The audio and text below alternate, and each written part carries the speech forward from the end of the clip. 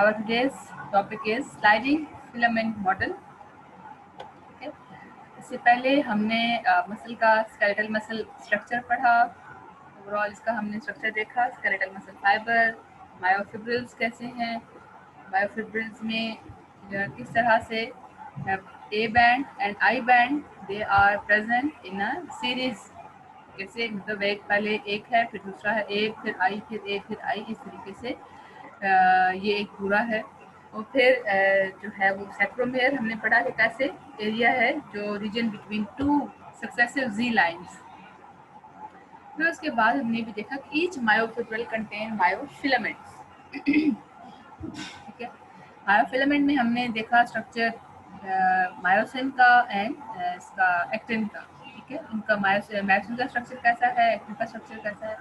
Today we will study sliding filament model. As the name indicates कि जब वैसे ही muscle की मूवमेंट होनी होती है, ठीक है, तो हमारे एज जो हमारा ये ए बैंड और आई बैंड का एरिया है, during the contraction they slide past over each other. ये एक दूसरे के ऊपर जैसे होता है ना, स्लाइडिंग की जाती है।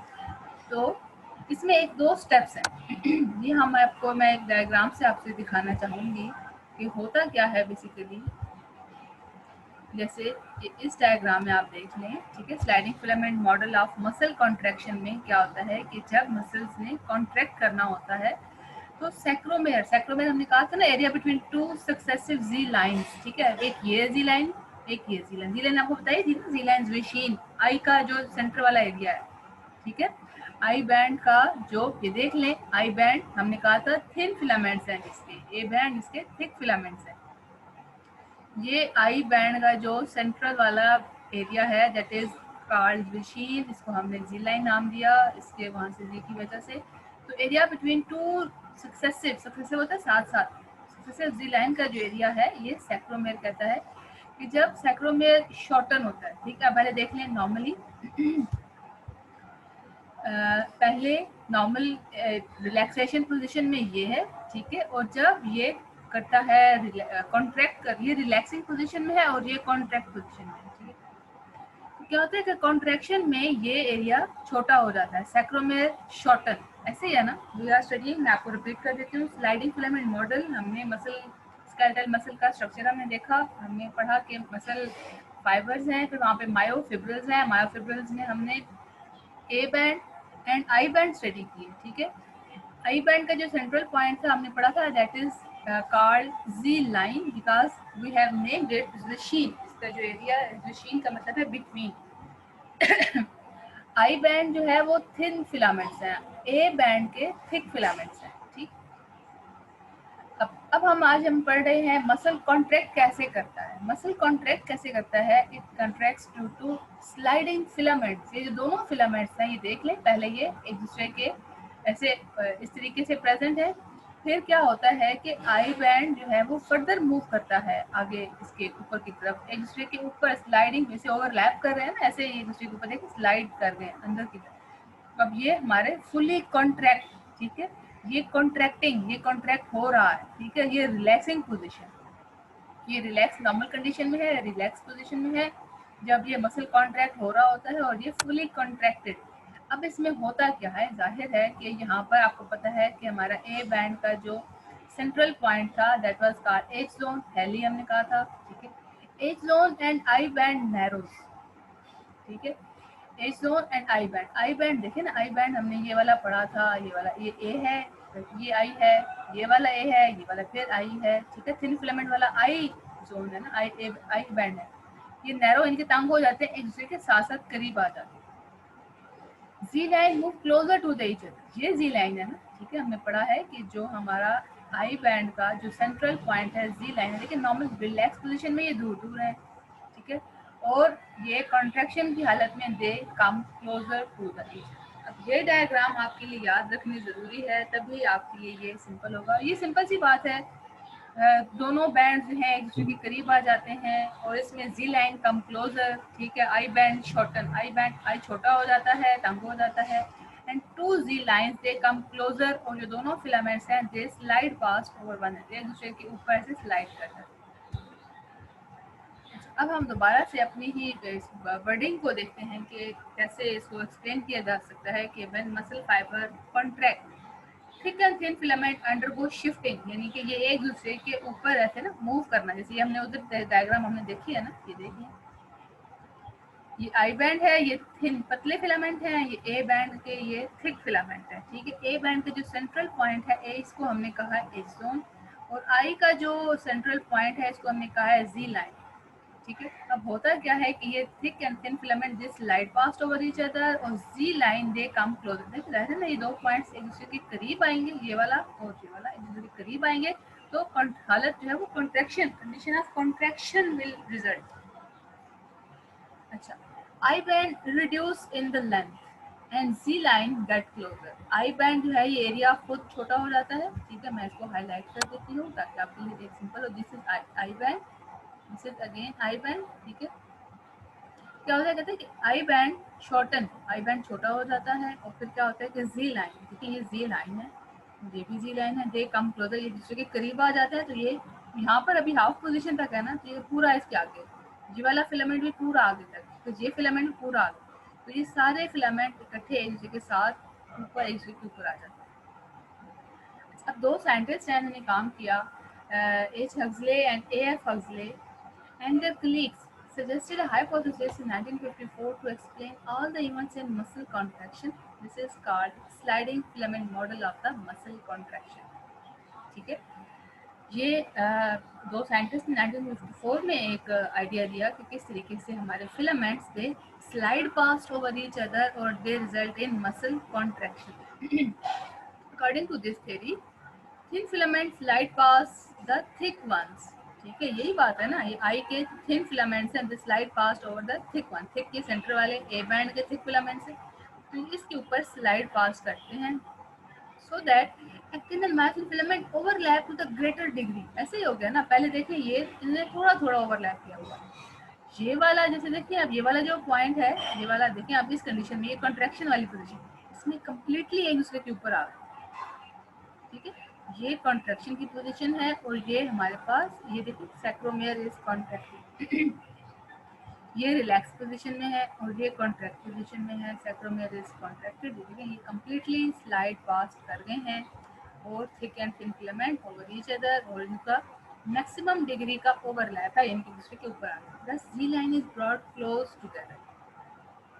अब देखें, पहले जी लाइन ये फासले पर था, अब जी लाइन थोड़ा सा ये करीब, इस तरीके से जो यहाँ पर भी अब आगे सीरीज में अगर हम चलते जाए ना, ये आई है, फिर ए है, फिर इधर आई होगा, फिर ए होगा, तो इस तरीके से all Z lines they come closer to the each other, I band shorten, I छोटा हो जाता है, and H zone disappear. H zone देखें ना, जैसे ये हमारा ए के सेंटर वाला पॉइंट है, एच जोन, ये एक तरह से खत्म हो जाता है, क्योंकि ये इसके ऊपर नजर नहीं आता, क्योंकि ये हमारे जो दूसरे फिलामेंट्स हैं, थिन फिलामेंट्स है, ये इसके ऊपर आ जाते हैं। मतलब आपने क्या चीज याद रखनी है इसमें से कि कैसे thin filament this light past over each other, I band shorten, simple पहला पॉइंट है, I band shorten and Z line get closer, ये दो चीजें आपने ध्यान में रखनी है। Z line is brought closer and I band shorten, automatically जो एज जोन है, जो ए का सेंट्रल पॉइंट है, एज जोन वो डिसअपियर, वो नजर नहीं आता। In this process of contraction, the cross bridges of thick filament become attached to the binding sides on the actin filament.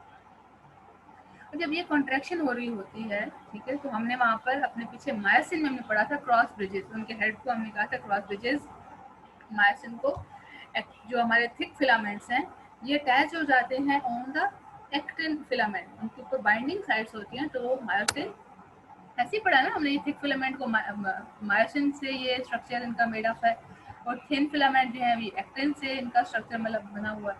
तो क्या होता है कि मायोसिन के क्रॉस ब्रिजेस एक्टिन के साथ बॉन्डिंग कर लेते हैं, the cross bridges then contract to pull the active filament towards the center of sacroiliac. अब जो क्रॉस ब्रिजेस हमने मायोसिन के हेड पढ़े थे, फिर वो खुद कॉन्ट्रैक्ट होते हैं ताकि एक्टिन फिलामेंट को सैक्रोमियर की तरफ टुवर्ड उसको खींच सकें, तो मतलब ये एक पूरा तरीका है कैसे एक मसल पूरा कॉन्ट्रैक्ट करता है, और ये इस तरीके से इसकी मूवमेंट। अब अगला जो टॉपिक है वो इसी से ही रेलेवेंट है, थोड़ा सा ये समझने वाला है, इसको आपने ध्यान रखना है कि हाउ ब्रिजेस आर कंट्रोल। ठीक है, इसमें हम एक ही पॉइंट बस फिलहाल अभी स्टडी करेंगे कि रिगर मोर्टिस क्या है, बाकी इंशाल्लाह हम इसको स्टडी करेंगे डायग्राम के साथ कि जैसे ही हमारे मायोसिन और एक्टिन फिलामेंट आपस में ये बाइंड कर जाते हैं, ठीक है, तो इसके ब्रेकडाउन के लिए एटीपी एनर्जी की रिक्वायरमेंट होती है। सही, एटीपी प्रोवाइड कहाँ से होता है? ATP is provided by large number of mitochondria present in each muscle cell. हमारे जितने भी मसल सेल्स हैं उसमें हमारे पास एटीपी प्रेजेंट होते हैं। ये एटीपी एनर्जी माइटोकॉन्ड्रिया, चूंकि all know that power house of the cells कहते हैं माइटोकॉन्ड्रिया में, तो ये generate large number of ATPs for muscle contraction. अब क्या होता है कि जब लिंक्स कॉन्ट्रैक्शन हो गई, मायोसिन ब्रिजेस और एक्टिन के दरमियान ब्रिज बन गया, कॉन्ट्रैक्शन यानी कि जो हमने यहाँ पर ये कंडीशन पढ़ ली है कि ये देखिए ये बाइंडिंग हुई पड़ी। अब आफ्टर डेथ क्या होता है कि amount of ATP in the body fall, है ना, कि बॉडी को ऑक्सीजन नहीं मिल रही, ऑक्सीजन नहीं मिल रही, फूड की ग्लाइकोलिसिस नहीं हो रही, ब्रेक डाउन नहीं हो रही। अब क्या होता है कि मसल सेल के अंदर की भी जो रिजर्व एनर्जी है वो नहीं उसकी ब्रेक डाउन हो रही, एटीपी की अमाउंट खत्म हो जाती है, गिर जाती है, बहुत कम हो जाती है। तो उस कंडीशन में क्या होता है कि bridges can not be broken, so they remain firmly bound. अब अक्सर ये होता है ना कि आफ्टर डेथ कुछ टाइम मतलब थोड़ी देर के बाद बॉडी सख्त होना करना शुरू हो जाती है। This condition is called rigor mortis. इसी वजह से होती है, क्यों? क्योंकि जो मसल कॉन्ट्रैक्ट किए हुए होते हैं दे अब उनकी वो कंडीशन अपनी जगह पर बरकरार रहती है। क्यों? क्योंकि there is no ATP that is required. अब एटीपी रिक्वायर्ड है ना बॉन्ड्स की ब्रेक डाउन के लिए, उनकी जो हमारा ब्रिज बना हुआ है उसकी ब्रेक डाउन के लिए। अब ये जब ब्रेक डाउन तभी होगा कि जब एटीपी अवेलेबल होगा। अब एटीपी ही नहीं है तो उसकी ब्रेक डाउन नहीं हो सकती ब्रिजेस की, जिसकी वजह से इस कंडीशन को कहा जाता है body become stiff and this condition is called as rigor mortis. Okay, अच्छा। यहाँ से हमने एक टॉपिक स्टडी करना है, all or none response. All or none response क्या होता है कि contraction of each muscle fibre is based on all or none principle. इसका मतलब ये है कि all of its fibrils participate in contraction, यानी कि हमने जो मसल के फिब्रल्स पढ़े थे, ठीक है, कि हमने स्टडी किया था ना डायग्राम, मैं आपको दोबारा से दिखा देती हूँ कि कैसे। ये देखिए, ये हमारे फिब्रल्स हैं, ठीक है, हमारे फिब्रल्स हैं। कहते हैं कि all of the fibrils they participate in contraction. अब क्या होता है कि actually this is based on all or none, कि या तो सबके सब उसमें इन्वॉल्व होंगे या कोई भी इन्वॉल्व नहीं होगा। और डिग्री ऑफ कॉन्ट्रैक्शन, मसल कितने लेवल तक कॉन्ट्रैक्ट कर गया है, ठीक है, it then also depends upon the number of fibers that participate in contraction। ये एक्चुअली डिपेंड तो ये ऑल आर नन रिस्पॉन्स पे करता है, लेकिन इसके बावजूद डिग्री ऑफ कॉन्ट्रैक्शन मसल ने कितना कॉन्ट्रैक्ट किया वो है, it depends upon the number of fibres. अगर ज़्यादा फाइबर्स इसमें पार्टिसिपेट कर रहे हैं तो degree of contraction would be higher. इसी तरीके से दूसरा वाइस वर्सा केस है कि अगर थोड़े number of fibres attach involve हैं तो उसमें डिग्री ऑफ कॉन्ट्रैक्शन कम है। अच्छा, अगला बड़ा इंटरेस्टिंग और बहुत इजी और इम्पोर्टेंट टॉपिक है कि समटाइम हुई एक्सरसाइज, ठीक है, थोड़ा सा एक लिमिट से ज़्यादा एक्सरसाइज की जाती है तो क्या होता है कि फर्स्ट डे या सेकंड डे पेन होना शुरू हो जाता है उसी मसल में, और एक तरह से मसल फिटीक का कर जाता है। ठीक है, ये हम सब ने एक्सपीरियंस किया हुआ है कि मसल फटीक के वजह से कुछ टाइम मूव करना थोड़ा सा मुश्किल हो जाता है। ये क्यों होता है, ये हमने स्टडी करना है। एनर्जी फॉर मसल कॉन्ट्रैक्शन ये कहाँ से आती है? नॉर्मली हमने स्टडी किया पीछे कि muscle cells contain large number of mitochondria, तो वहाँ से एटीपी प्रोड्यूस हो रहे होते हैं। और सप्लाई ऑफ एटीपी कैसे मेंटेन किया जाता है? By aerobic breakdown of glucose in muscle cell. Aerobic मतलब जो in the presence of oxygen होता है, ग्लूकोज का ब्रेक डाउन होता है, ठीक है। यानी कि सिंपल अगर आप अपना वो चैप्टर याद रखें जहन में फर्स्ट ईयर वाला, तो जैसे हम फूड लेते हैं उसकी ब्रेक डाउन होती है, वो कन्वर्ट किया जाता है ग्लूकोज और डिफरेंट जो उसके हमने मेटाबॉलिक ब्रेक डाउन में हमने प्रोडक्ट्स देखे थे, ग्लूकोज, ग्लूकोज 6 फॉस्फेट। तो इस तरीके से कुछ ग्लूकोज हमारे मसल में रिजर्व भी हो जाता है और फिर उसको स्टोर किया जाता है ग्लाइकोजन की फॉर्म में, ठीक है। तो ग्लूकोज टू ग्लाइकोजन ये चलता रहता है दोनों कन्वर्जन। और जैसे ही एनर्जी की जरूरत पड़ती है तो ग्लूकोज को सडनली ब्रेक डाउन करके वहाँ से एटीपी प्रोड्यूस कर लिया जाता है। फिर ये ग्लूकोज कहाँ से आता है, ये जो हमारे मसल्स में स्टोर्ड ग्लाइकोजन होता है उससे ये ग्लूकोज में कन्वर्ट कर दिया जाता है। अब क्या होता है कि सम टाइम ड्यूरिंग हमारे रनिंग या कोई भी एक्सरसाइज करते हुए जब more energy is required due to high metabolism, अब ये कहाँ से पूरा किया जाता है ATP? It is provided by another energy storing substance called creatine phosphate, ठीक है। जब हम बहुत ज़्यादा एनर्जी की रिक्वायरमेंट है, ठीक है, तो फिर क्या किया जाता है कि अनदर कंपाउंड है केराटिन फॉस्फेट, उसकी ब्रेक डाउन से हमें एटीपी प्रोवाइड किया जाता है। अब दूसरी कंडीशन क्या है कि समटाइम ड्यूरिंग ऑक्सीजन डेफिशिएंसी, ये तो अभी हमने बात कर ली ना कि एनर्जी सोर्स कौन से हैं, एक तो हमने पढ़ा ग्लूकोज, दूसरा हमने पढ़ा केराटिन फॉस्फेट। अब तो मतलब ये ऑक्सीजन की प्रेजेंस है, ऑक्सीजन की प्रेजेंस में इनकी ब्रेक डाउन हो रही है, एटीपी प्रोवाइड किए जा रहे हैं, लेकिन समटाइम ड्यूरिंग ऑक्सीजन डेफिशिएंसी या वेरी हाई मेटाबॉलिक एक्टिविटी, कौन कौन सी ये कंडीशन होंगी?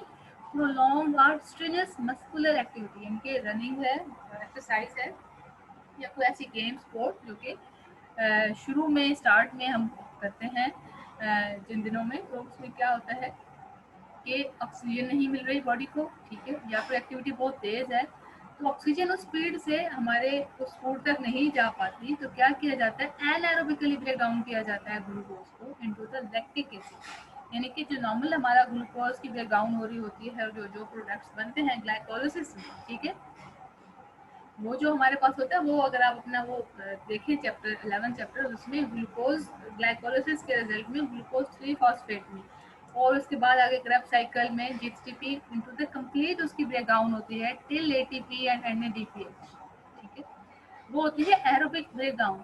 एनारोबिक यानी कि in the absence of oxygen ये ग्लूकोज कन्वर्ट होता है लैक्टिक एसिड। तो लैक्टिक एसिड एक्यूमुलेशन यानी कि लैक्टिक एसिड का इकट्ठा होना इट काजेस मसल फटीग, इसकी वजह से मसल फटीग हो जाता है, यानी कि मसल स्टिफ हो जाता है, अकड़ जाता है, और क्या होता है कि वो पेनफुल भी हो जाता है। अच्छा, अब भाई यहाँ पर एक पॉइंट याद रखना है कि एट रेस्ट यानी कि नॉर्मल विदाउट एनी, जब हम कोई एक्टिविटी या कोई ऐसी हम नहीं कर रहे, मस्कुलर एक्टिविटी नहीं कर रहे, तो 1/5 of the lactic acid is broken aerobically and its energy is used to change the remaining 4/5 lactic acid into the glucose। कि जब जैसे ही मसल फटीग हो गया, वहाँ पे लैक्टिक एसिड एक्यूमुलेट हो गया, तो देखिए थोड़ी सी जो है वो उसको एरोबिकली तोड़ दिया जाता है और वहाँ से लैक्टिक एसिड की ब्रेक डाउन से जो एटीपी रिलीज होते हैं उन्हीं एटीपी को यूज करके, अक्सर आपने देखा ना कि मसल फटीग हो गया, फिर आहिस्ता आहिस्ता कुछ दिनों में वो ठीक हो जाता है, खुद ब खुद ऑटोमेटिकली थोड़ा सा मसाज से वो सही हो जाता है। क्यों? क्योंकि उसी के अपनी ही ब्रेक डाउन से जो एटीपी जनरेट होते हैं वही एटीपी इसको कन्वर्ट करना शुरू कर देते हैं इनटू द ग्लूकोज। अब यहाँ पर भी यही इस बॉक्स में भी यही सारी बात मेंशन है कि effect of exercise on the muscle में क्या होता है। The amount of work a muscle does is reflected in changes in the muscle itself। आपने ये बात पढ़ी भी है ना कि जब मसल्स को एक्टिवली यूज किया जाता है तो क्या होता है कि वो अपने साइज में, अपने स्ट्रेंथ में ज़्यादा स्ट्रांग हो जाते हैं, एक्टिव हो जाते हैं और ज़्यादा एफिशिएंट हो जाते हैं। एंड फटीग रेजिस्टेंट टास्क, यानी कि जब हम अपनी एक्सरसाइज को रेगुलर अपनी लाइफ का हिस्सा बना लेते हैं तो हमारे मसल इतने स्ट्रांग हुए होते हैं कि उनमें इस तरह से फटीग नहीं होती और वो स्ट्रांग हो जाते हैं। अब इसमें एरोबिक एक्सरसाइज कौन कौन सी है? स्विमिंग है, जॉगिंग है, फास्ट वॉकिंग है। It results in several changes in skeletal muscle, हमारे मसल्स में चेंज आती है। क्या क्या चेंज आती है? Capillary surrounding the muscle fibres as well as mitochondria within that increase in the number, यानी कि एक तो ब्लड सप्लाई ज़्यादा हो, ठीक।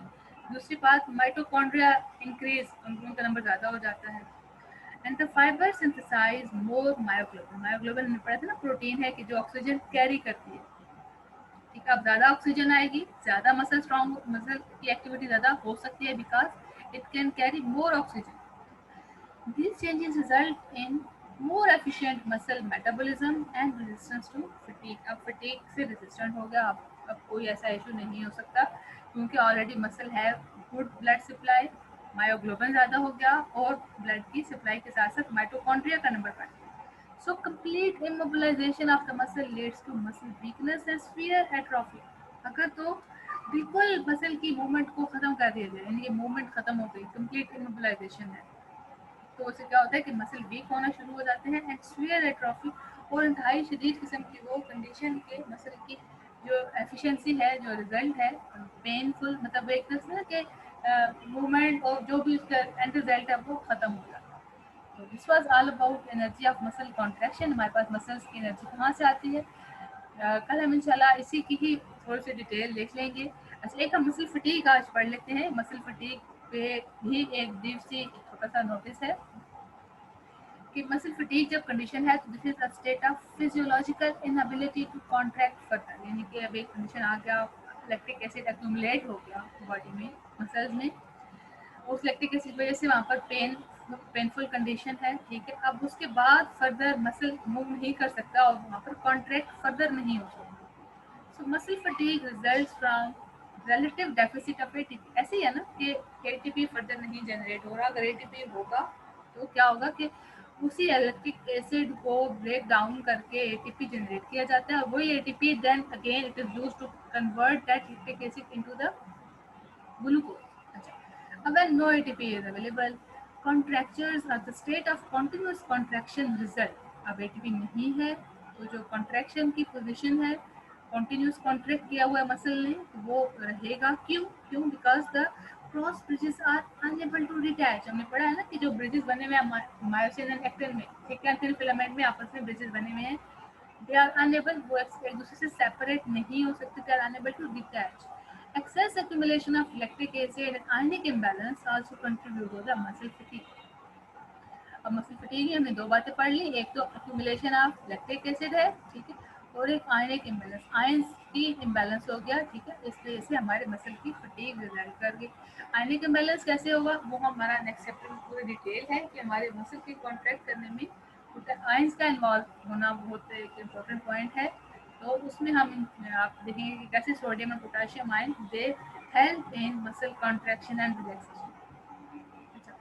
Lactic acid which cause the muscle pH to drop, है ना कि लैक्टिक एसिड है, एसिड की प्रेजेंस में हमेशा पीएच डाउन होता है, ठीक। अब वो पीएच चूंकि डाउन हो गया है और muscle and the muscle to एक मसल में पेनफुल कंडीशन है, it causes extreme fatigue by breaking glucose. अब ये और ज़्यादा क्या करता है कि फर्दर, एक तो ये पेनफुल कंडीशन है, it also causes extreme fatigue by breaking, ये और ज़्यादा ग्लूकोज की ब्रेक डाउन करके और ज़्यादा फटीग की सिचुएशन क्रिएट कर रहा है। तो this is all about muscle fatigue, कि कैसे मसल्स कॉन्ट्रैक्ट किए हुए हैं, देयर इज प्रोलॉन्ग और कॉन्टिन्यूस कॉन्ट्रैक्शन पोजीशन, यानी कि myosin and actin filament, thick and thin filament, they are in the state of continuous contraction, यानी कि वो एक ऐसी पोजीशन में है कि दे आर बाउंड, ठीक है। अब वो जो ब्रिज है this is unable to detach due to no availability of ATP, ATP नहीं है प्रेजेंट, और साथ में एक्यूमुलेशन ऑफ लैक्टिक एसिड भी है और आयनिक इम्बैलेंस भी है, पीएच भी ड्रॉप कर गया है, और ज़्यादा ग्लूकोज की ब्रेकडाउन से, ठीक है, ये जो पेनफुल या जो ऐसी स्टेट है इनएबिलिटी टू कॉन्ट्रैक्ट, अब इसके बाद मसल रिलैक्स और कॉन्ट्रैक्ट नहीं कर सकता, तो this is called muscle fatigue. चलो tomorrow we will start technique. Okay students, Allah